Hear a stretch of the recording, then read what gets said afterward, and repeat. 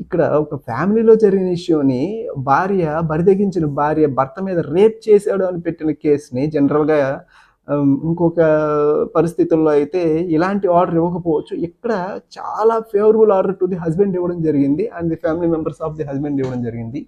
చాలా favourable order అని ఎందుకంటున్నానంటే జనరల్‌గా ఒక quash petition under 482 CrPC file చేసినప్పుడు 2 విధాలుగా ఉంటుంది. అయితే దాంట్లో స్టే ఆర్డర్ ఇవ్వడం జరుగుతది. లేకపోతే dispense with the appearance of the rest of the family members ఇవ్వడం జరుగుతది. అంటే మిగతా ఫ్యామిలీ మెంబర్స్ కోర్ట్ అటెండ్ అవ్వకుండా ఉండడం. డిస్పెన్స్ విత్ అంటే స్టే అంటే కంప్లీట్‌గా ఈ హైకోర్టులో ఈ క్వాష్ పిటిషన్ డిస్పోజ్ ఆఫ్ అయ్యే వరకు దీని మీద ఒక నిర్ణయం తీసుకునే వరకు ఈ లోయర్ కోర్టులో కానీ పోలీస్ వారు కానీ దాని మీద ఎలాంటి కదలికలు ఎలాంటి ప్రోగ్రెస్ ఉండకూడదు, ముందుకు తీసుకెళ్ళకూడదు. ఇంక ఇన్వెస్టిగేషన్ కానీ ఎంక్వైరీ కానీ ట్రయల్ ప్రొసీజర్ లోయర్ కోర్టులో వాయిదాలు కానీ ఏమి జరగకుండా ఉండేది స్టే ఆర్డర్ అంటారు.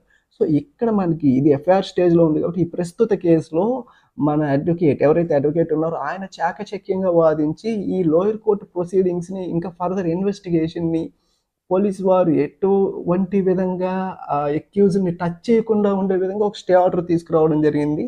ఇలాంటి జడ్జిమెంట్స్ గురించి మరిన్ని మీరు తెలుసుకోవాలి అంటే కైండ్లీ సబ్స్క్రైబ్ మై ఛానల్. ఎందుకంటే నౌడేస్ ఈ ఫ్యామిలీ కేసెస్ చాలా ఎక్కువైపోతున్నాయి. డివర్స్ కేసెస్, ఈ 498 క్రుయాలిటీ కేసెస్ అనేది ప్రతి 100లో ఒక 40-50 వరకు ఇవే కేసెస్ ఉంటున్నాయి పోలీస్ స్టేషన్స్లో ఫైల్ అయ్యే ఈ క్రిమినల్ కేసెస్లో.